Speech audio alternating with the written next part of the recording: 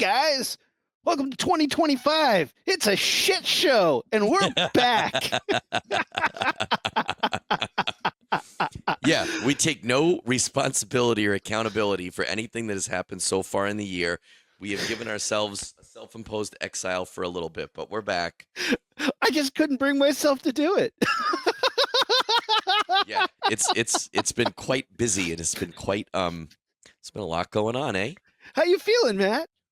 I feel like absolute shit, bro. Like I'll tell you, I've been sick like crazy the last couple of days. I feel like I was in a fight and I lost, which is something I don't know in real life experience. I feel like I got hit by a truck directly in the back of the neck. Like just Oh my God, dude. Well, I feel like I've been kicked in the nuts repeatedly by a man with giant hammer boots on. Why not? Can I ask why? Are you being metaphorical or you're being literal? Oh, I'm open about it. I got the snip, you guys. I did it. I took the plunge. I said I'm not having kids anymore, and I got a vasectomy. I'm not afraid. I'm telling people about it, especially now that also like our government's like, hey guys, have more kids to feed our factories. I'm like, no, Elon Musk can't have my kids. Fuck it. It went really easily, although I was on the gas the whole time and started saying wacky shit, man. And they were cracking the fuck up. They're like, you were having too much fun. You shouldn't be allowed to have that much fun while you're doing this. I was like, I know. So at one point, like, you know, you can't see what's happening. You're sucking down the nitrous oxide. And it just, I was like, what if you guys aren't doing anything and you're just batting my nuts around like a cat with a cat toy? Because that's what it fucking felt like. And they looked at me and they're like, you need to stop talking. At one point, I was like, what the fuck is that beeping noise? And they go, well, that's the cauterizing gun. It's cauterizing bleeding capillaries. And I was like, didn't need to know that. I will stop asking questions, but I didn't. It's fine. You know, a little Tylenol doesn't help, but yeah, it feels like I got kicked in the nuts a little bit. And I don't want to keep making the same joke, but emphasis on the word little Tylenol. You don't need that much. Matt, the day after Matt goes, how you doing, buddy? I say, doing okay, a little sore, but I'm hanging in there. And he goes, I was worried about you. I was like, thanks, dude. That means a lot to me. He goes, I was worried they wouldn't have small enough tools. Ow, ow. Yeah, I was. He wrote back. He's like, "Don't make me laugh. I'll rip my stitches." And it's, you know, I see a lot of people in the chat are writing and saying it's very brave of Aaron and very modern of Aaron to like be so open and out about this. But the reason he's being open and out is because the guy who did it in his van said that if he gets referrals, Aaron's next vasectomy is 50% off.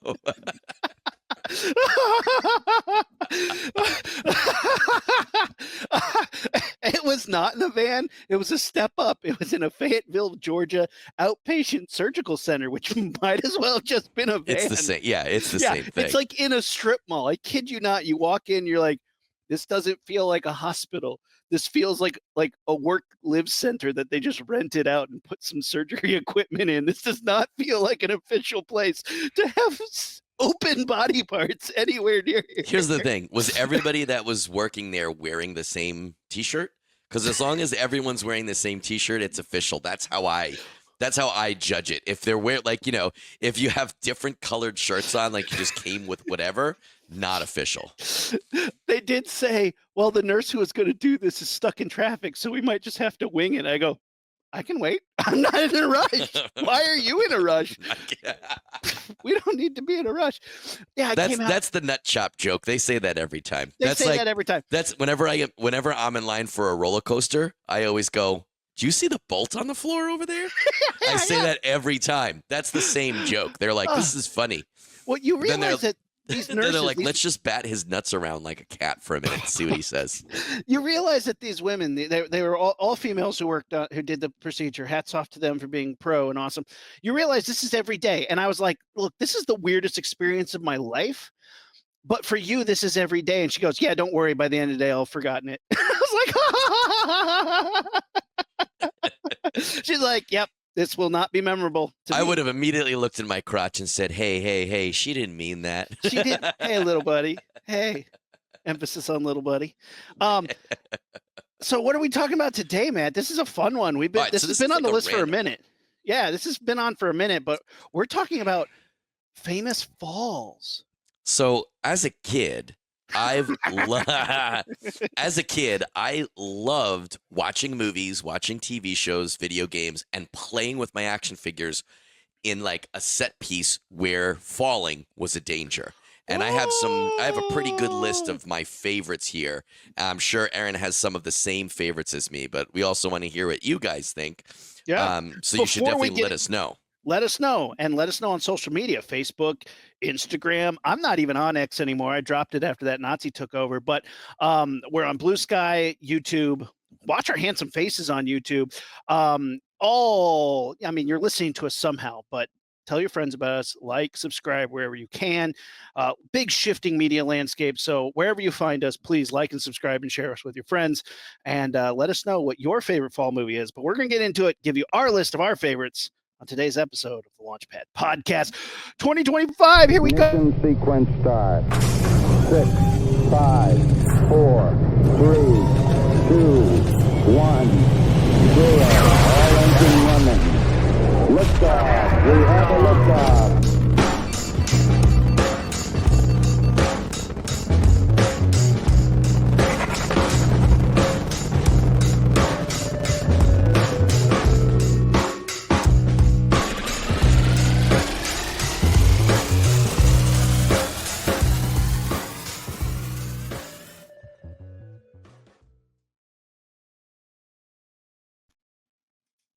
I'm falling. It's been a while. I almost forgot to play the intro. And I don't remember what I do for lighting. Is this better? Is this better? Option A? Is that better? Option B.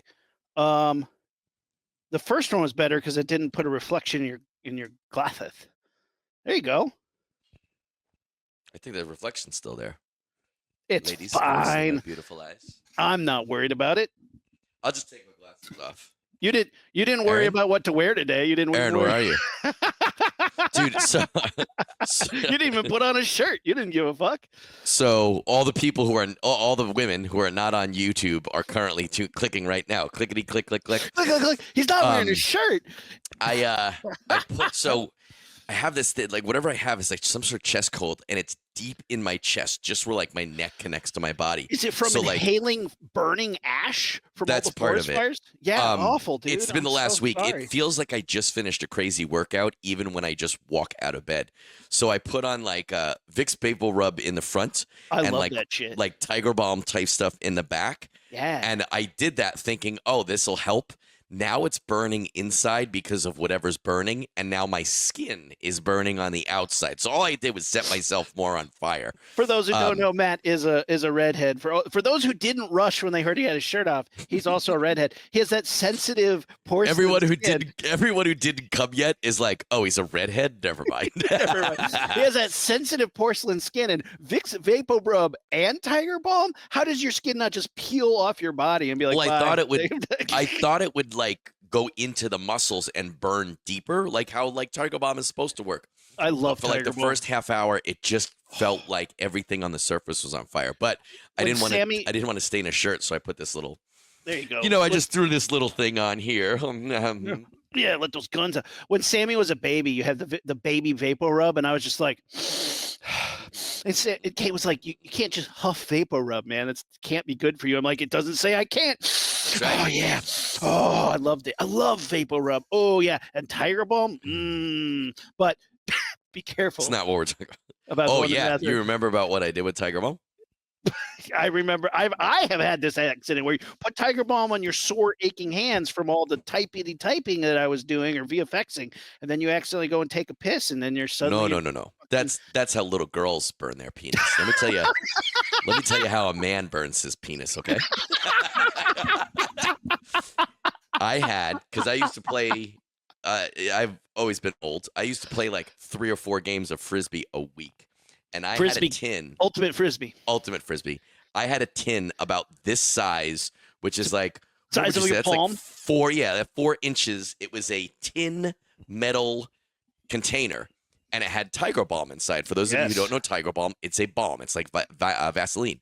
I had it in my car, and I was playing a game of frisbee one Saturday morning, and it was well over 100 degrees. When I got back in my car, it stunk of Tiger Balm. And I immediately knew what happened. I took the little container out and I opened it, and the entire thing had, the entire thing, it gets smarter. The entire thing had liquidated. So now it turned from like a paste, like Vaseline, into an absolute liquid. And I don't know why I didn't just close it back up and put it back in my console. I don't know why you opened it in the first place. Well, I wanted to see why it was smelling, but I was like, I mean, curiosity will kill you. Yes. Or vasectomize you. So I was going to say, so my thought process was, I'll just roll down my window and pour it out the window. Well, I got it to write about over penis in the journey and dumped it on my crotch, and all I was wearing was gym shorts and underwear. And the second I spilled it, I threw the whole thing out the window and pulled my shorts like away from my body to try to not get burned. And I was like, maybe I did it. So I started driving home, holding my pants out away from my crotch, and all of a sudden it started to burn, and it started to burn bad. Horribly. It burned so bad. Because it was liquid, I poured it on. So I had to stop, pull over, took off my shoe and my sock. Now, luckily, I have large feet, so I have a large sock.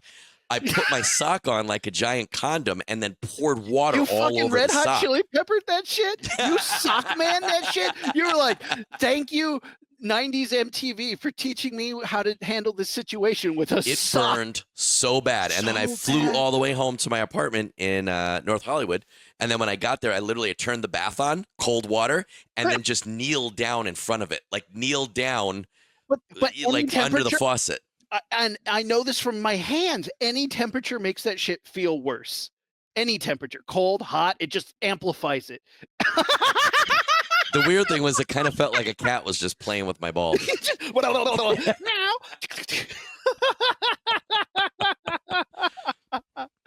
All right. So the first example of a famous fall that I found while doing my research, and I remember this because I am very literary and I read the book. So this is like where's my notes app? This is from the 1900s, dude. So are you ready for this? This is a book. We're getting crazy with it. So this is from a book. The title of the short story is called The Final Problem. It comes out in 1893. All right. And it is Sherlock Holmes battling his nemesis, Professor Dr. Moriarty. Moriarty. Wow. Yes, on the Reichenbach Falls. That's right. I remember that now. And it ends with both of them going over the falls and falling to their death. And Dr. Watson being like, oh, I never got to tell him I loved him. Why? Everybody freaks the fuck out. Everyone freaks the fuck out. And Sir Arthur Conan Doyle's like, tee-hee-hee, twirling his little mustache. Ha, ha, ha. I fucked him over. I got him. They're all crying. They're begging for more, but I won't do it. And he was the first person to be like, no, the final chapter. Didn't you read it? The final problem. We're never doing it again. I'm not writing any more Sherlock Holmes. 1893, 1903. So like 10 years go past. Right. And are you asking if your math checks out? Okay. Yeah, because I'm not about to do the math for real. His publisher's like, hey, you know how you said you weren't going to do that? He's like, yes. And they're like, you probably should. And he goes, no. And they go, hey, because when people start to forget about Sherlock Holmes, when that popularity wanes, when they stop asking, your cash cow dries up. 1903, The Return of Sherlock Holmes brought him back. Made a whole bunch of fucking money after that with some more Sherlock Holmes stories. None of them after this point are good per se, but he made that money. He knew it was up. So that was the first fall. And I remember reading it and being like, they just killed him? Ballsy, dude. So I love this. It's a great introduction. I'm going to tell you why. You know, when you have like almost like an aha moment where like an epiphany and you're like, wow, but then you remember something and you're like, oh. Yeah. So the second you started talking, I was like, damn, I would have never thought of that one. But in 6th grade, Mrs. Levy, my language arts teacher, fantastic woman, fantastic teacher. She was awesome. She read Stephen King. She was a Star Wars fan. She was like, we're not doing book reports. We're acting out scenes. We're not doing book reports. We're making commercials about whatever we're studying. It was so cool. We did a Awesome. whole Sherlock Holmes unit, and she was super into Sherlock Holmes. We talked all about Sherlock Holmes. Sherlock Holmes, Sherlock Holmes, Sherlock Holmes. I know all about Reichenbach Falls, and the second you started talking, I was like, damn. Now, I'm still in contact over social media and email with Mrs. Levy, who's an older gal now, but when I got published in my book, I let her know. When I became a teacher, I let her know. So like we talk every year or two. The second roomie starts talking about Sherlock Holmes, I'm like, oh, this is awesome. I could reach out to Mrs. Levy and steer her towards the podcast, and she'll be so excited to hear that. You see where I'm going, right? She'll be so excited to hear that something she taught me about 30-something years ago not only stayed, but is relevant to something that I enjoy now and I'm passionate about with my roomie. And then I remembered that mere moments ago, I talked about frying my genitalia with an Asian balm. And one of my best friends was talking about getting his nuts splayed open on someone's desk. And I don't think I'll back tell up Mrs. somebody's Levy man. Get it right. To be fair, I don't think I can tell Mrs. Levy now. We started recording at 10. It's 10:20 now. We've talked about books and falling for like 5 minutes. Yeah. The rest has been It's been mostly dicks and balls, but oh god. Well, that's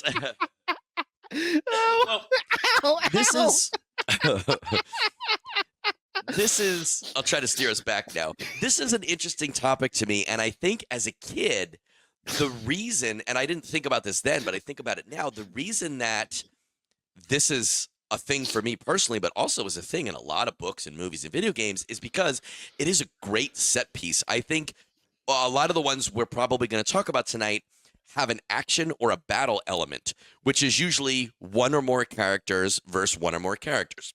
So you have that sort of adversary. But then when you put them somewhere that not only looks cool, but is also a danger, it heightens up the tension of the entire scene, right? So when you have these two guys, and for those of you who aren't Sherlock Holmes fans, Professor Moriarty and Sherlock Holmes, they were their main adversaries. They were arch nemesis. So, it wasn't just a bad guy. It was Sherlock Holmes' nemesis. You have him on the treacherous Reichenbach Falls. It really does amp up the tension and the drama, because not only are they facing off against each other, but in a way they're facing off against nature and their surroundings, right? Did you ever watch the BBC series with Cumberbatch?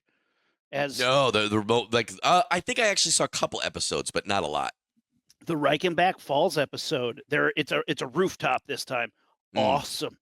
Yeah. Awesome. But then they're like, we'll be back in a couple of years. And you're like, how?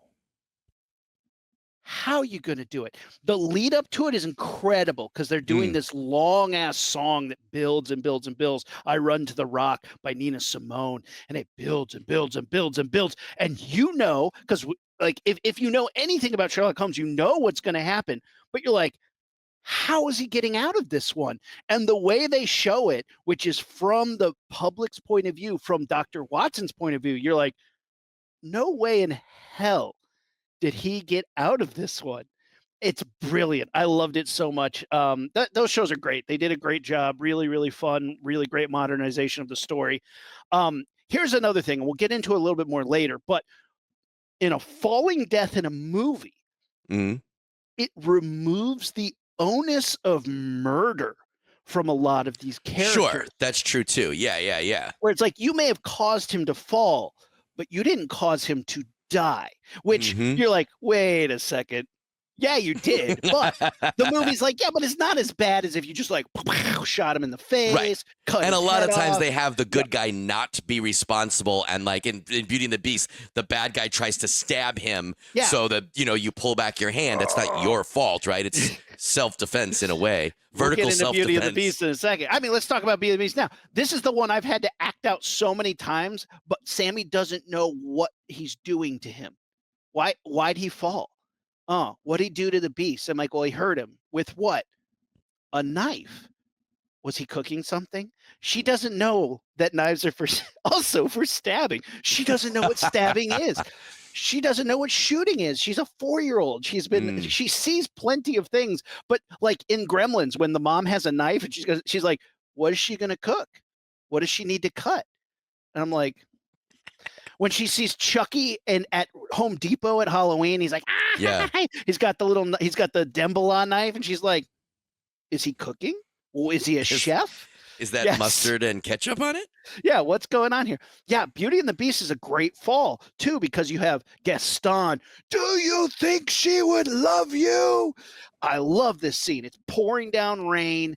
Gaston is up on the roof, smashing gargoyles. The Beast is like, oh, I'm a loser. Just kill me, dog. I'm so sad. Yeah, I'm so sad. And then Belle shows up, and she's like, Gaston, no! And the Beast is like, bam! Picks Gaston up by his throat, throws him down, climbs up the roof to Belle, reaches out, touches her face. I have to reenact this because my kid is dinner theater. When we're watching movies, she's up front doing the stuff, singing the songs. She's like, Daddy, you have to be the Beast. And I have to like do it when I'm dead on the ground. She's like, I just wanted to see you one more time. And then I have to get up, spin around. And like, she's like, it is you. I'm knocking over my lights. Now, oh God, what mess have I created?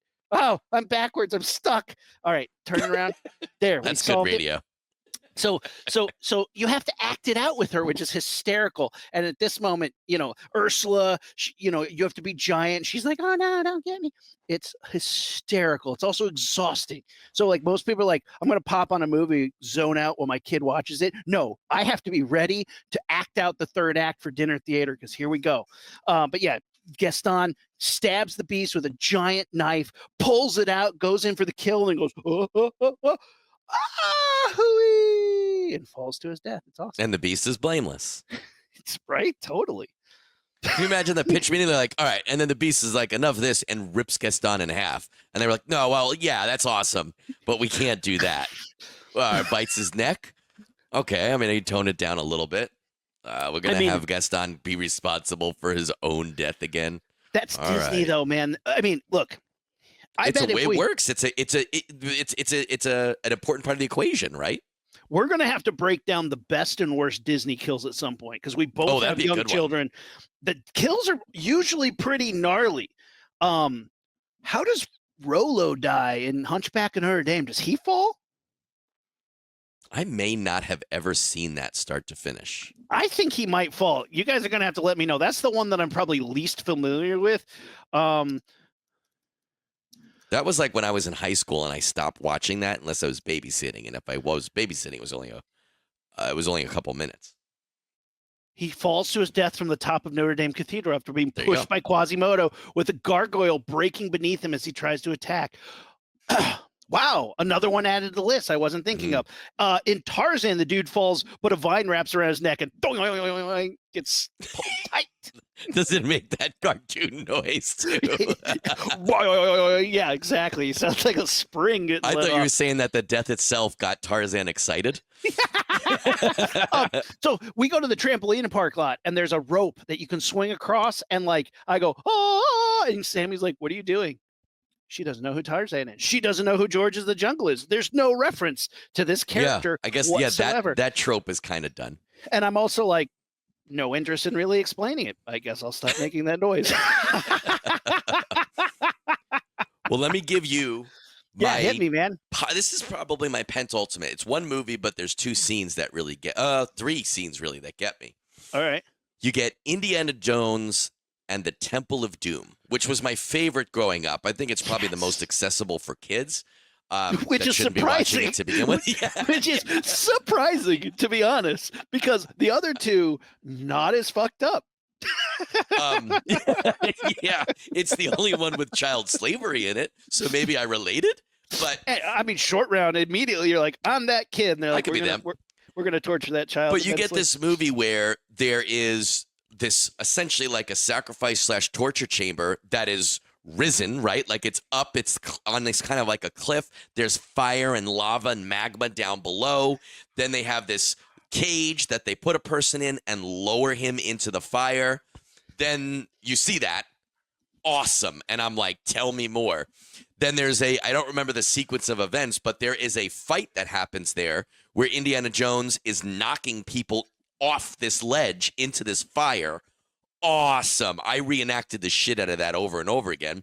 Then while he's, I think, escaping the temple, there is a giant rickety old suspension bridge over a chasm that is filled with alligators and crocodiles. So if the Amazing. fall doesn't kill you, the alligators will.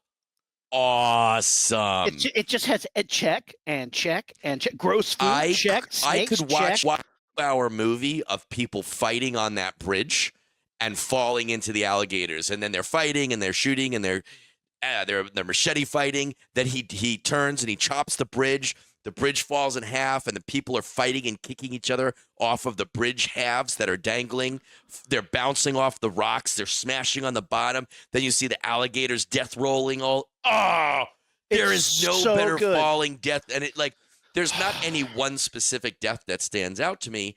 But to me, it was just this action set piece of you get a badass Indiana Jones with no shirt on and a machete standing halfway across that bridge, realizing he's fucked until he's like, well, let me just Indiana Jones this, cuts that bridge, and all these evil assassin ninja guys fall to their death / getting eaten / getting smashed. Awesome. You know what the worst part of that movie is? That there's non-bridge related scenes.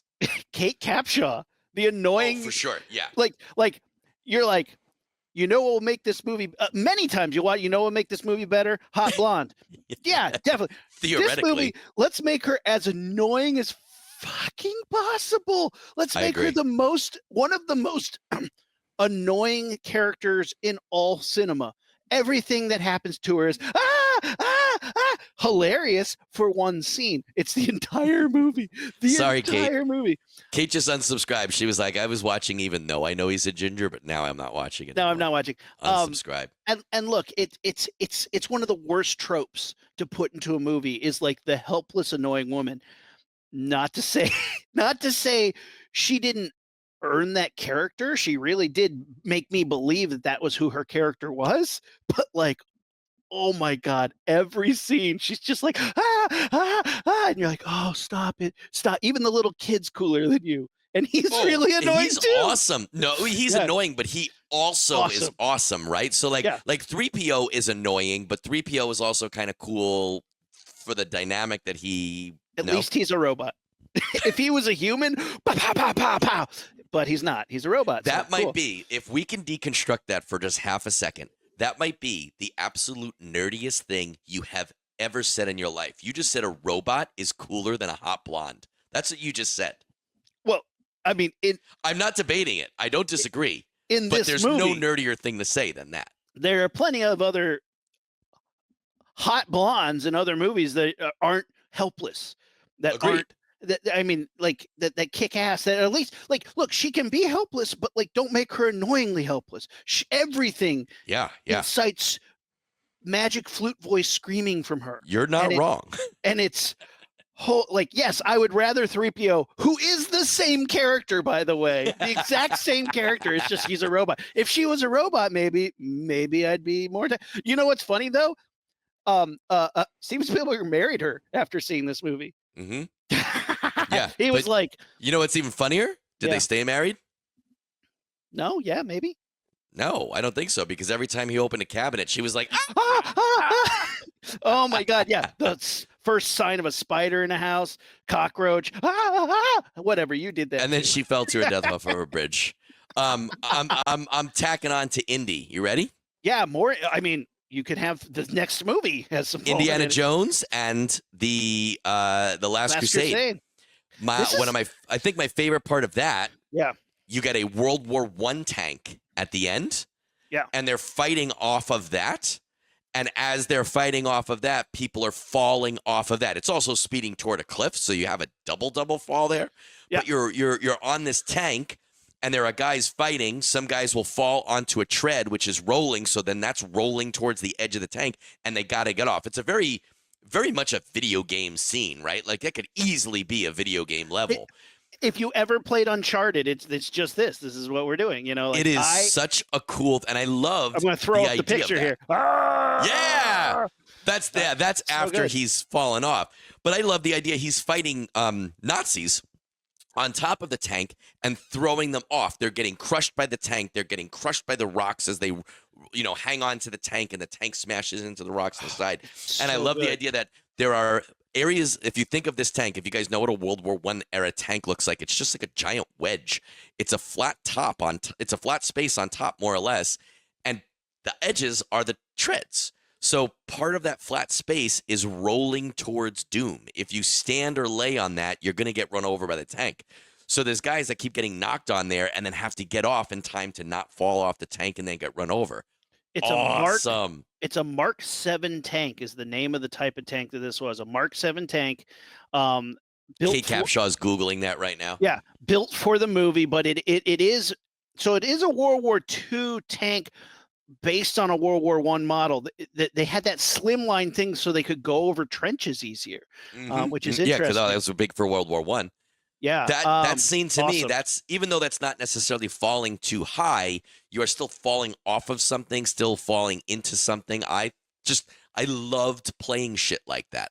With my action figures, I loved playing where there's a danger that you could fall to your death. And I tell you, I will tell you right now, I had a big tub, like a Rubbermaid plastic tub with all my Star Wars guys in it. Yeah. I very quickly didn't have or lost my Jabba the Hutt throne. Oh. So instead, I put all of my snakes and bugs and creatures at the bottom of this tub. And then I would put I didn't prep this for the episode. I just thought of this now. I put a block, like a building block, across one corner of it. And that was the dais that Jabba the Hutt would sit on. And then he would toss people into those creatures, and those creatures would eat him up. Nom. I also had a Bat Cave from the first line of Batman figures that came out after the '89 movie. Don't worry, we'll get to that movie as well. It was a gray cave, and it had like the Bat computer, and it had a little hole that was like a pit, and there was a rope that was suspended from almost like a spit that you could rotate and make your Batman go up and down into this hole. I put a little flashlight under there pointed up. Yeah. And I put tissues on top of the flashlight to diffuse the light, and I pretended that it was a bottomless pit. So guys would fight over it and then fall into the pit. Oh, it was the coolest thing. I love it that this specific falling thing is such a big deal for you. I mean, I certainly played it too. Yeah. And it is like a classic like death, because falling, I think for everyone has had the falling dream. Literally everyone. If you say you haven't, you're lying. Everyone has had the falling dream. It's a feeling when you're dreaming that happens just before you wake up. Whoa, and then you wake up as a start. So funny. The Indiana Jones. I mean, 2 movies have great falling deaths in them. With that weird, like, goofy stop motion in the third one. I love it. It's like it's like stop motion. They were still trying to figure out that stop motion. It has taken a long time to figure it out, because you can do it with a real person in the drop chair, which we'll talk about that method in a moment, or you could do it with stop motion. And they tried it in Indiana Jones, more successful than what happened in RoboCop. RoboCop? Yeah, which I'm going to throw this picture up here. Yeah. So what happened in RoboCop, which is one of my favorite movies of all time. There's a lot of RoboCop behind me right now on this side.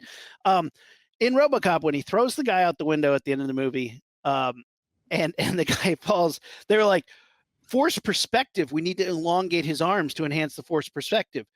That's not how force perspective works. That's how you draw something. I thought when you said that, I thought you were making a joke. I was like, that doesn't. Like, when I draw something, when I'm holding on the YouTube, I'm holding up my hands, and my hands look massive compared to my body. That's how you would draw it. In real life, when you use a camera, you take a picture of it, you film it. You don't need 3D. Yeah, if it's 3D and moving, you don't need to force the force. You don't have to compensate it. Yeah. So they built it's just called perspective. It's just perspective. So they built this puppet, and in their head, they're like, well, because he's tiny, I need to force the perspective further. So he's got these gigantic fucking arms that are like, he looks like the things that they rode in Dark Crystal. He looks like Freddy Krueger at the beginning of the first the Long Striders. Yeah, the Long He does. He looks like Freddy Krueger with his arms stretched out, scraping the wall. It's terrible. It doesn't look good at all. There's something not right about what's happening here, and I think it's hysterical. And it's one of the worst VFX ever. And in a movie full of great VFX, like, no offense, Phil Tippett, you're a master, you're a god. but like this didn't work, and I think you'll be the first to be like, yeah, they look like shit. I'm sorry, like, hey, sometimes you win, sometimes you lose. This was not a good one for us. But it's great because again, it's a stop motion puppet going, oh fuck, and you're like, yeah, you got it, good, get him, love it. Let's see. What else you got, man? Okay. Okay. I still got 2 big ones left. Oh, hit me. You want me to take you back in the day, or you want me to take you outer space? Oh, outer space, because how are you going to fall in outer space? The Sarlacc pit, brother. That is one of the greatest, to me, one of the greatest things in Star Wars. Do you remember, Rumi, you and I talked with a really cool Star Wars custom figure maker. Turned out he wasn't that cool, but I mean, yeah. Well, he was making a bunch of cool stuff. All I wanted him to make was a fucking Sarlacc pit. I know. I now have one, but it's not nearly as big as it should be. But that was the coolest thing, and as a kid, I was dying for a toy of that. How awesome that there is a cavernous, monstrous maw of a mouth in the middle of this landscape. And what a cool thing for a gangster to toss people in. First of all, how badass is Jabba the Hutt that he's like, you've wronged me and I want to make an example of your death. Should I throw you to my Rancor? I already have something to already have something cool to throw you to, but like if I want to get out of the house, like I'm feeling cooped up, I got a little bit of cabin fever. You know what? I want to make a day of it. Let's go to the sail barge. R2, load up on drinks, brother, and let's get going. Everyone, Max Rebo, drag that piano on board. Yeah. We are going to the Sarlacc. I want to get out of my boat. I don't have a cool sand boat for nothing if I don't get to use it. Also, like there's so much implication here. Somebody at some point was like, hey, you don't want to go out in that desert. There's a giant like hole with teeth in it. And he's like, interesting. Show it to me. And they go out and then he's like, oh, cool. Hey, Billy, come here. And Billy's like, do. And he's like, get in the pit. He's like, what do you mean?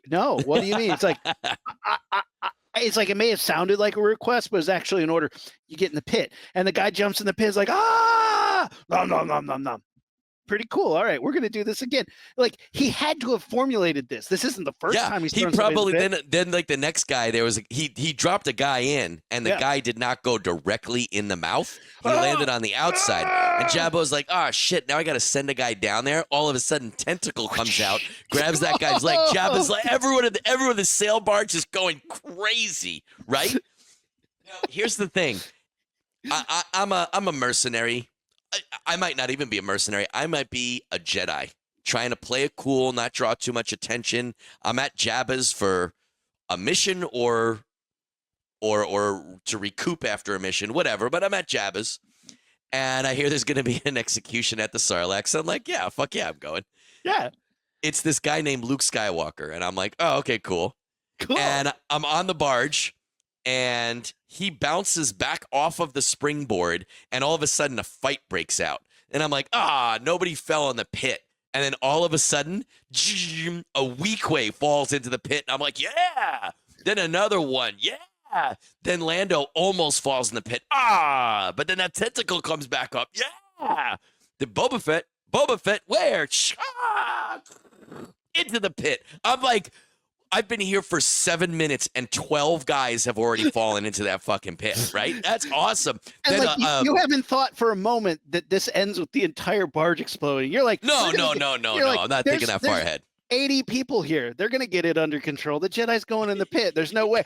And he's like doing backflips off the springboard. And you're like, oh my God. Then there's a shot from the barge hits the skiff, and the skiff turns on its side, and everybody falls off and is hanging on. This is the best day ever. You're like, where's that droid with the drinks? I need to re-up. This is rad. No, if anything, I want to nudge that droid towards the railing so he falls over. It's just that, to me, was truly without joking now, that was so exciting. What a great, think about it, especially when how old was I when I saw that? 4, 5? Yeah. How exciting of a scene to have your hero, who is this larger than life character with a exotic and special weapon, fighting these really bad guys who are for sure unnamed bad guys that we don't feel bad about killing. Talk about, Gaston killing himself. Luke is just hacking people with that lightsaber and they're falling into a giant mouth. This is freaking awesome. This is awesome. Awesome. Now, I don't know why in the special editions they had to ruin it by adding this mouth by thing. Putting a dick in the middle of it. Yeah, he's like, and like I've heard him be like, well, I was trying to make it look less suggestive. By putting a dick in it, you made it even worse, dude. No, he said he wanted to make it look less vaginal, and that he did. I don't know what he did. It's worse, way worse. Oh, it's way worse. It looks cartoony. It's not nearly as cool. I don't think it adds anything to the design. I like it just being a giant hole. It was so much better as a giant hole with teeth. I mean, we know what the dune worms look like. This was doing it right. I don't mind that it had tentacles. That's great. Awesome. Like even the shitty CG tentacles, whatever. You didn't have to put this in there, man. That sucked. God, I hate that they did that. Don't even get me started. Yeah, that's Return one of the Jedi. biggest. It's one of the biggest ones for me, though. I love. Not the only fall in that movie, man. Tell me. I know, but tell me. What do you got? Oh man, at the end you got the great standoff. And Darth Vader lifts up his boss, which we've all wanted to do, and like while getting electrocuted, chucks his ass into a giant pit, a hotel lobby chasm, if you will. And then he gets halfway down and. Somebody just brought this up, and it blew my fucking mind. Jason Pargin, one of my favorite authors, brought this up. He goes, when you look at the Death Star, how does gravity work? In the middle. Duh. Well, hold on. Is the Death Star a planet with levels and gravity is going down? Because at some points, that's what it is. Or is it concentric circles and the gravity is going inward? Because sometimes we see that as well. Different maps of different things show it different ways. But he said, if you go up the tower to the Emperor's little tower, I didn't know what the tower was, and they showed a picture. It's this spire with these different like 4 windows sticking out of it, and from the interior that you see, you're like, oh shit. So when he's on this post and they're on the outside of this giant globe, gravity's just down for them, but inside it's like layers and levels and concentric circles and all this, but it's like on the outside of it, at some point when you're going down the elevator, your gravity shifts. And I was like, so you would need an elevator that went like this, and then at a certain point turned. Switch, yeah. Right? He's also like, I mean, it's a sci-fi fake thing and it's bullshit, so nobody cares. But he's like, if you thought about it as a practical thing, people do care. People care. So I thought that was also pretty interesting. That also means that as he's falling down that chasm, he goes, oh, and slams into the wall. He doesn't bottom out at the bottom of the chasm. Suddenly the gravity changes and he slams into the wall. Splat. Well, I think Neil deGrasse Tyson, I saw him explain something that if you had a hole that went from one side of Earth to the other, straight through, and you jumped in it, you would go back and forth and eventually stay in the middle. I think he said that. You'd go all the way back down, and then gravity would pull you all the way back up, and then gravity would pull you all the way back down, back and forth, back and forth. That's all right, are you ready? I found the picture. I'm pulling up now. I'm showing the top of the Death Star 2, the unfinished Death Star 2, and in the middle there's a tower. That's where they were?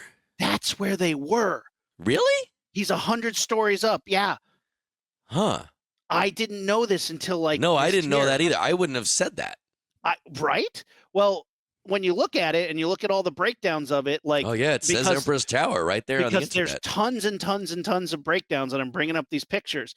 When you look at all these breakdowns of what it is and what he gets tossed down and where it's at, and like how it works on the thing, it makes me wonder how the gravity worked, which is pretty fascinating, but also super stupid and nerdy because it's fake. But like, I like cool, that you're right? thinking about it from this guy's scientific perspective, and me, I'm thinking of, there was a Robot Chicken Star Wars special where there's a guy mopping a floor, and all of a sudden 2 halves of Darth Maul hit the floor around him. Poof, poof, poof. And he looks up, And then there's a couple more skits. And then later, the same guy is mopping a floor in a clearly different area, and Mace Windu falls. Poof. And then later, in the same guy in a different place is mopping the floor, and the Emperor's body falls. Poof. And he looks up and he goes, "What are they doing up there?" I totally forgot about Darth Maul and Mace Windu because those movies. Yeah, because I think it's so funny that someone was like, "Wait, a lot of people are falling. Is there anyone at the bottom of those chasms where they're getting down there?" It's a guy running with an ice cream maker. Splat. Oh man, God. Return of the Jedi is that's a good one for falling. A couple of really good ones there. How about this one? I'm about to throw up a picture, and you tell me what you see, and if you can name the movie. Okay. It's a man falling. Spoiler alert. Can you tell who that man is? I can. Yeah, It's who is Jack Torrance. Jack Torrance, and he's falling. It looks like he's falling into outer space. It's Jack Nicholson playing the Joker and Michael Keaton, Tim Burton Batman 89. Yeah. Yep. In two Batman films, we have multiple Batman films. We have some good falls. In the end of the 1981, the Joker's trying to get away 89. on a helicopter. 89. He's trying to get away on a helicopter. Batman hits him with the grappling hook and then ties him to a gargoyle, and the gargoyle breaks and yanks him down. And he goes, "Ah!" and then lands and perfectly fine. He's like, "Hey," he dies with a smile on his face. It's a great shot, really great ending to a great Batman movie. I love this one. It's a great fall, really cool miniature work with the city, decent enough composite with Jack Nicholson in there. But we get it again in The Dark Knight, and again with Two-Face in Batman Forever. Falls to his death, and they throw the coins up, and he goes, falling, trying to get the coins. Let me tell you that I remember the first time I ever saw a 1989 Batman. I went to the theater with my family and my aunt, and it blew my mind. I don't remember ever seeing a superhero movie, at least not one that big before. And I was familiar with.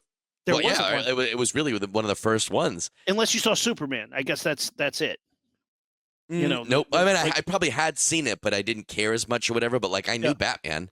I mean, you almost can't have Batman in the same breath without saying the Joker, right? Even if you don't know, my wife has never read a comic, but she knows who his biggest nemesis is. Yeah. When he fell to his death and then had that laughing box on him, number one, I did not know what a laughing box was, so I was confused. And when afterwards I asked my dad, he explained it. I was like, "So wait, the Joker's dead?"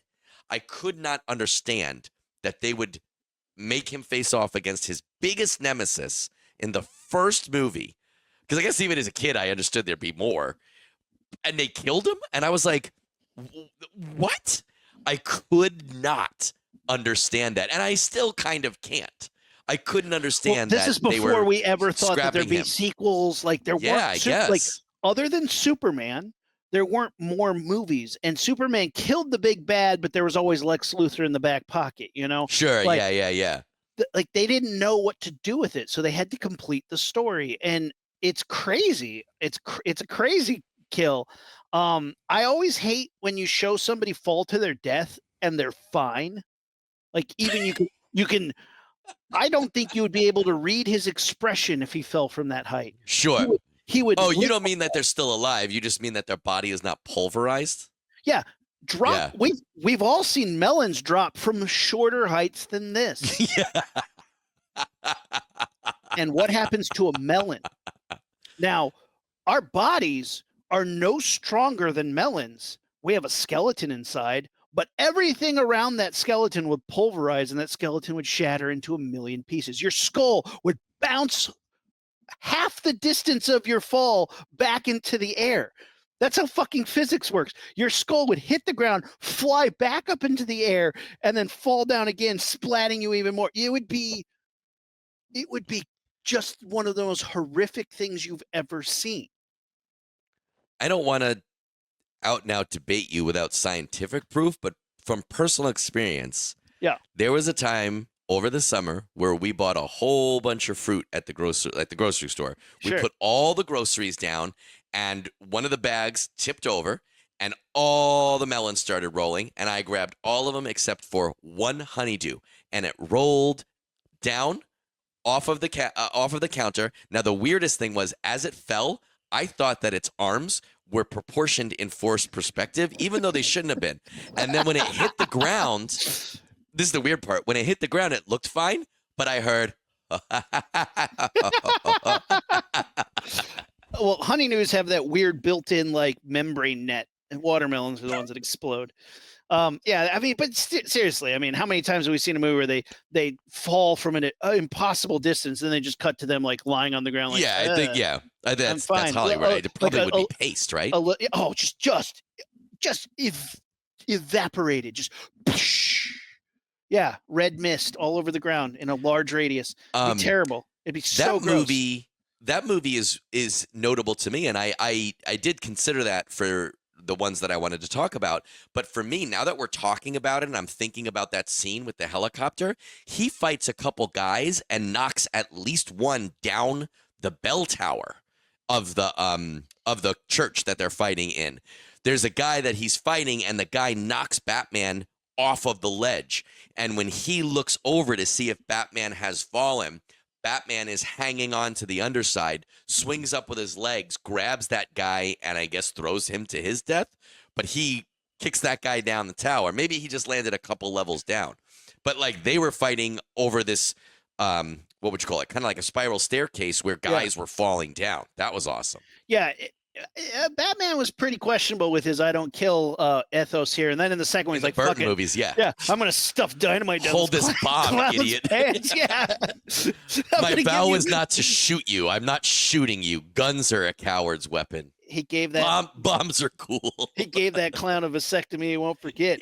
Dynamite down his pants, kicks him off a building. Kaboom! I like that. Yeah, Batman was great. Now, here's the thing. This was one of the first DVDs ever produced and one of the first DVDs I ever had because my dad worked for RCA. And when they produced the first DVD player, my dad worked on part of the team that did something for the components or whatever. So he comes home with a DVD player and a stack of a couple of DVDs. Blade Runner's in there, this Batman, and something else that Showgirls. Yeah, no, that DVD is awesome because you know what? You stick your tongue in there, it looks like a little poop. Anyway, the Batman. Wait, what?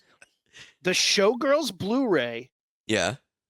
You buy it and it's a tit with the star nipple shield on it, and the only reason I know this, nobody figured this out. I am the genius. I figured it out because of the Bloodhound Gang.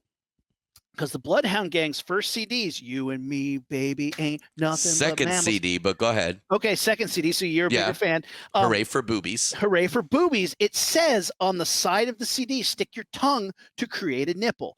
And you stick your tongue through the CD, and it was a boob, and I was like, hilarious. All of our friends thought it was hysterical. Did you guys take turns with the same CD? Yes, because you'd be like, all right, now your turn. You'd be like, you'd wipe it off with your shirt, scratching up the CD. I don't want to get his boob germs. When you got the Blu-ray for Showgirls, I'm looking at it, and I realized they're doing the same thing, but they didn't put the instructions on the side. So nobody's like, stick your tongue through it.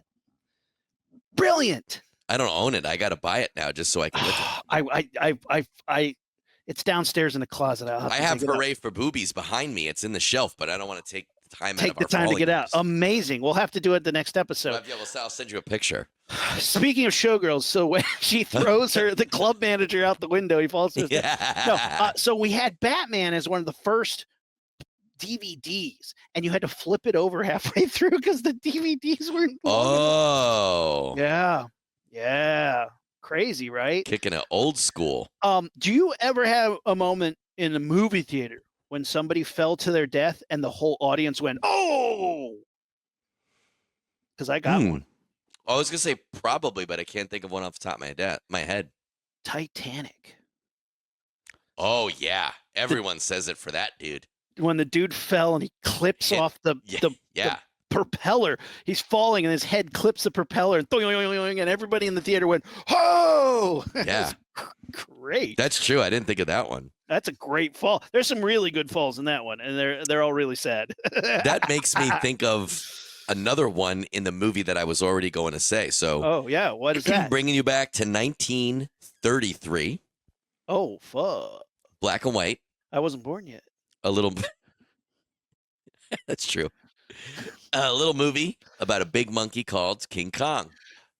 I And loved that movie. if you guys haven't seen any iteration of this, there's especially the old one. There's a scene where they're tracking King Kong and they're chasing him. He ends up being across this cliff, and there is a felled giant tree that the men are going across this chasm on the tree. Yeah. And he comes back and confronts them, and they're yelling and throwing and shooting things at him. He starts shaking the tree, rolling it back and forth. And as he rolls it, guys are falling. Oh, and they're showing it from multiple different angles as they fall through the vines. Some of it is dolls, stop motion. Some of it is real guys falling. Yeah. And Willis King Kong- H. O'Brien. Mm-hmm. You know. He keeps shaking it, rolling it back and forth. And the guys, there's some shots of, it's a pretty decent medium or wide shot of the stop motion King Kong holding a tree and rolling it side to side. And that is kind of connected to a live action of the guys holding onto a 1-to-1 scale tree, rolling back and forth.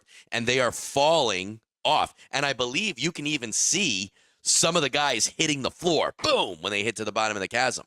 So awesome. Then at the end, Kong ends up taking that whole trunk and throwing that trunk down the chasm with them. Oh, it's so cool. It's an incredible sequence. The planning, it's genius special effects. From a special effects perspective, it is unreal. But from a little kid's perspective of holy shit, those guys are hanging on this tree with a giant gorilla monster trying to kill them, and they might fall off. Oh, and they're in like Dinosaur Island. Come on. There's little dinosaurs behind them too. They're like, it's like so awesome. And I just remember being spellbound as a kid, just because of the danger and the excitement of that scene of these guys falling to their friggin' death. It was so cool. I even remember as a kid, I'll tell you this is something, I don't know if I've ever even told anybody this out loud. My elementary school was McVeigh Elementary in East Meadow, New York. What? McVeigh. Named after Timothy McVeigh, No, I think terrorist? He was named after my elementary school. Oh, okay. In my mind, that was the only sort of authority I knew outside of my parents. So I assumed that anything you had to do as an adult, you went there. So like when you wanted to get a job, you went there. I think it's because we had like sports signups and club signups in the lobby. Mm-hmm. I assumed that when grown-ups needed to do something, they went to McVeigh. So in my mind, I remember what it must be like to be one of the guys in the movie King Kong who falls to his death. And I assumed that they didn't want to be that guy. They wanted to be the hero. So when they went there, they said, hey, I want to be the hero in King Kong. And they're like, oh, no, you got to be the guy who falls off the tree. And then they'd have to be like, okay, fine. And they signed up for that job and left McVeigh Elementary to go fall off a tree on Skull Island. I remember I can literally still see the same image I had as a kid of these men in line and being like, oh, I got to be one of the guys that falls off the tree. Well, that's the other funny thing is like in school, well, you didn't make the starter team, but you still get to play the game. You didn't get the lead in the play, but you're in the chorus. Like you still got a part if you didn't make it. In real life, you don't get a part. That's it. You got to go find a different play. Like you can't, like they very rarely, if you didn't get the lead, put you in somewhere else. And it's like, because they're looking for a very specific person. Otherwise, you'd have a movie where all his buddies who are on the log with him look kind of similar. They all kind of look like the leading man because that's what they were looking for. That's really funny, man. I just like the idea that like no matter what you do in life, because I thought if you were applying to be a friggin' fireman, you still went to my school to sign up for that. I like the idea that if they didn't need whatever it was, whether it was the hero of the movie King Kong or a fireman. They were like, well, you could be one of the guys that gets knocked off the tree. So you walk in, you're like, hi, I'd like to be a fireman. They're like, we are full of firemen, but we are making a movie, and if you'd like to be in the movie, you could stand on a tree, and a giant gorilla will shake you, and you will fall to your death. Does it pay? Sold, yeah. Oh, you would, as a kid, I was like, I would be honored to fall off that tree. I don't need payment. All right, guys, settle down. I know all of you have been screaming at the radio or your earbuds or whatever. Die Hard, Die Hard. I get it. There's a great fall in Die Hard. We'll talk about it. Fine. Just for you. Like we were going to skip it. No, you can't. Yeah, you can't skip that one. So this is one of the most famous falls ever in the history of ever. It's one of the most well done falls, utilizing such an amazing gimmick. And when I went to Universal Studios, we got to see them. They recreate it. They have the chair, and you sit in the chair, and then the chair drops, and you go, ah, and they put it on a green screen, and somebody from the audience gets to ride the chair. And I wanted to ride the chair, but some girl got to ride the chair. I got to be the guy reaching out to them, going, take my hand, and then they go, oh, and they recreate the scene with people from the audience. Really awesome. Obviously, Hans Gruber falling to his death is famous because they said on the count of 3, 1, 2, gotcha, and dropped him on 2. So his face is just purely terrified. But I'm always like, I don't care what number you do it on. If you're dropping me from that height, going that fast, I'm going to make that face. Oh shit! Like I don't think it would have mattered what one, whether he's ready or not. He's going to freak out when they start dropping his ass. I don't know the situation in which I'm in control of dropping you. Yeah. But when that happens, I'm going to tell you, okay, Rumi, I'm going to do it on 3 so that you think I'm going to do it on 2. And then I'm going to say 1, 2, 3. And then nothing's going to happen. And I'm going to look off screen at someone and be like, hang on, Rumi, I don't know. And then I'm going to drop you.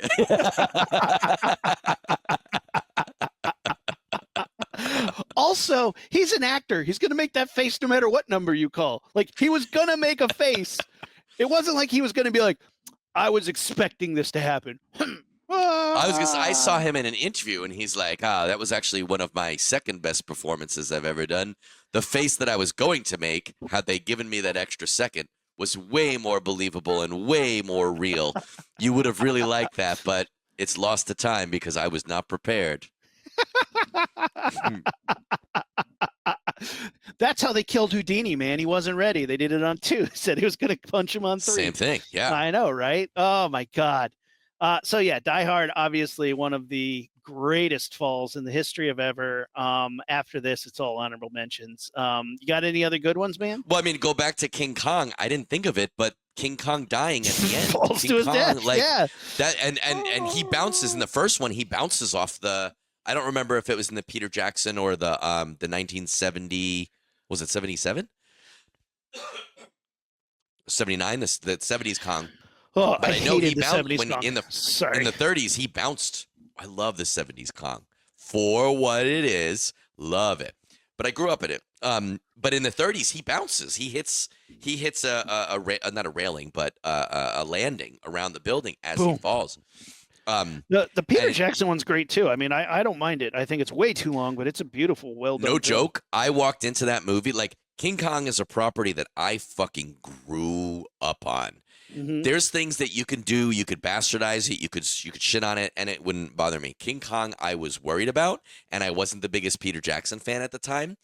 When that movie started, I got sucked in so fast. I loved the Jack Black character. I loved how King Kong looked. I loved that entire sequence with the T-Rexes in the vines swinging and everything. That, no joke, by the time he got to the Empire State Building, I realized and remembered how the movie ended. And it, no joke, it broke my heart. It hit me emotionally. I was like, "Oh fuck!" You weren't ready to see him. Yeah. Well, I had suspended my disbelief so hard that I forgot about the 4 versions of a giant gorilla movie that I had seen in my past, and I must have seen those 4 versions 100 times. What's the fourth one? The original? Mighty Joe Young. Oh. That's not King Kong. Well, yeah, okay, sure. It's the same idea. He doesn't die, but it's very similar. There's 2 Mighty Joe Young versions. There's the original stop motion one, and then the remake. So I saw King Kong, the remake of King Kong, Mighty Joe Young, the remake of Mighty Joe Young. And then, all right. And then, right, so that wasn't even an exaggeration. Holy But cow. I was so into that movie, watching that movie for what it was, that when he climbed up there and those planes started buzzing, I was like, oh, shit. I know how this ends. I like Jack Black. I like Jack Black a lot. But usually when Jack Black's in a movie, it's the Jack Black show. I recognize him. And I think this did a good job of not me being like, here's Jack Black, and he's gonna be funny. He was the most humorous character in the movie, but he wasn't yucking it up the whole time. It didn't distract me. I thought he did a really good job. I used to hate him as an actor, like back in the day when he was a bit part. Now it's the Jack Black show. So if I'm seeing a movie, I know what he is and I know what to expect. But in that one, I expected to hate him. And not only did I not hate him, he was probably my favorite human character in the movie. And I normally don't like, what's her name, Naomi Watts, but she did okay. I wasn't against her. I also it's like the first time for me, because even in the stop motion, when you feel for the ape, but you don't get the emotion out of it. It's stop motion. It's the best they could do. Yeah. It's good. It's stop motion, not stop emotion. Yeah. Well, when you finally see King Kong being like, no, don't kill me, you're like, damn. Oh, yeah, damn. yeah. You're saying because the CGI ape could emote, whereas the first one could not? The 33 could not? Well, in any of the other versions, you're relying on an approximation, an animated version of it. But this one actually, even though it is CGI, is the closest to real human emotion we'd ever seen from a primate until maybe the Dawn of the Planet of the Day of the Rise of the Apes, which I fucking love. There's a great fall in Dawn of the Planet of the Apes. Yeah. Koba? Oh, that one? Yeah, I agree. I almost put that on my list too, but it's not as sensational as some of these. And it didn't mean as much to me. That was the first time a CGI character was completely real to me. Dawn of the Planet of the Apes was the first time I ever saw a movie, and there was a moment at the end where I was like tearing up because it was so damn good. And I was like, they're not real. That's the first time I ever forgot that I was not watching humans and actors, and I just was there to see the apes do their thing, and I came out of the movie so blown away. Dawn of the Planet of the Apes is really, I think, a pinnacle of CGI character work, and I don't think it's gotten better than that. Even though maybe the animation or the techniques have gotten better, it was so real to me. And to see that Peter Jackson King Kong again, that's one of the first times that it really hit like what you could do with CGI, and it worked. And again, if you do CGI right, it can work. It can be important. It can be really cool. And like when we met Alan Henry, we met a guy who played King Kong. He really talked about like putting the emotion into it and putting in the essence of what you're doing. And I thought that was just so cool. Really interesting stuff. Man, yeah, King Kong falling to his death is great. Those are my big lists. I have, like you said, honorable mentions, but I got a couple honorable mentions here. Midsummer has a really gnarly fall to his death. Sure. Yeah. That one made everybody in the theater go, oh. Yeah. Nightmare on Elm Street 3, when Joey falls after having his marionette tendons cut, and he's like, oh, and you're like, oh no, that's a gnarly fall. Suspiria, the first death, chick gets thrown through a glass window after having her heart exposed. That's a good fun falling. But like, I think nothing beats the classic like camera in your face, guy fall into the distance. I'm sure we're missing a couple because it is a wonderful trope that one of my Hollywood most favorite as a kid was Gymkata, which, if I haven't explained, I must have explained it on the show, was a mystical movie that we rented one time. I love Gymkata. We watched rented this it for my Sunday birthday multiple times. Couldn't remember what it was called, but I knew, like, we all remember, me and all my friends, but we couldn't remember what it was called before the internet. But Gymkata is about these guys in a martial arts contest that's like around an island, and in part of it, they have to climb across, hand over hand, a rope that's suspended over like a rushing river, high above this rushing river. And there's ninjas shooting arrows at them. Fucking awesome! And obviously people fall, and that's baller foreign 80s action movies. So you see that dummy fall, and you see that dummy hit that ground. No blood or anything, but you don't need it. Awesome. I'll play that a million times. It's actually a super solid movie because not only is it ridiculous, like the 80s have aged it really well. It's really fun Good stuff. Oh, it's so fun.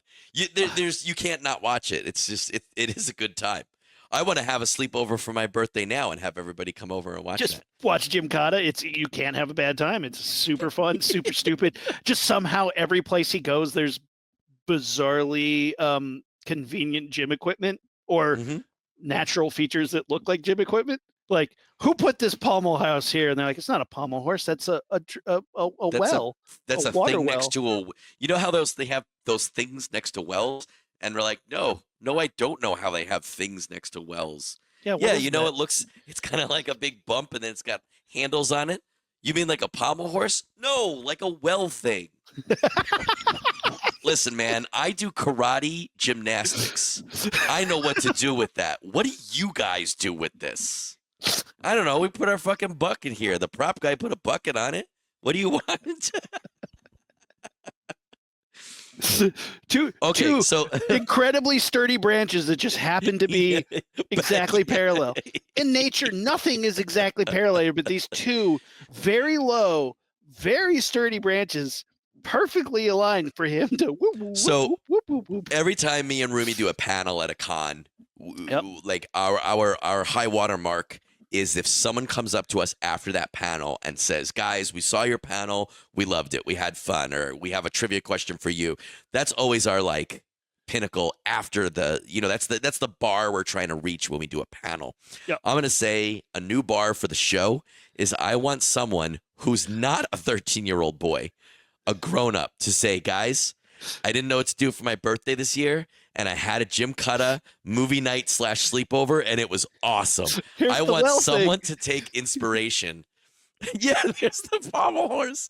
I want someone to take inspiration from my, 11th birthday party and just have Jeff Wizard and Rich Kalame and Joey Dunn sleep over, watch Jim Cotta, and then obviously you have to emulate it and jump all over the furniture until my parents yell at us, right? That's how I broke my kneecap as a child. Look at this well thing. He's just doing all his gymnastics on. Awesome. It's a super fun movie, and it really is, and it's so earnest. Like, it is like, Oh, yes, yeah. Do you remember the Yes. tagline? I got Those of it you right unfamiliar here. with this movie, if you're watching the YouTube, Aaron is pulling it up now. It's Kurt Jim, Thomas, master of Jim Cotta. He's an actual Olympian. It's Jim Cotta, GYM, the first half of gymnastics, and Kata, the first half of kind of karate. Yeah. It says the thrill of gymnastics, the kill of karate. There's a riff tracks of it if that's how you roll. Oh my God, it's so good. Yeah, you guys need to see this. We'll have to get a hold of this and watch it. It is fan-friggin-tastic. What are some of your guys' favorite falls in movies, in books, in TVs? Why do you like it? What did you use to play with your action figures? How many of your plastic heroes and villains have fallen to their deaths? Oh, yes. I love it. Let us know. Social media. Wherever you find your social media, Launchpad Pod, and our website, launchpadpod.com, and on YouTube. Rumi, we got to blast this thing off and then fall. Oh yeah, Yeah. You ready our to do- hands can fall after we blast up high enough. Yeah, you ready to do this? Yeah, I gotta go. Oh yeah, I gotta go this way, Oh, I got to go right? this way. Yeah, there we go. We're in the Okay. middle. It's been a while. All right, ready? Let's blast this thing off.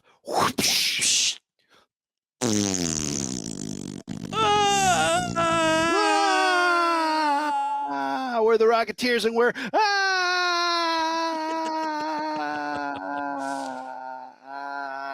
Ignition sequence start. 6, 5, 4, 3, 2, 1, 0. All engine running. Liftoff. We have a liftoff.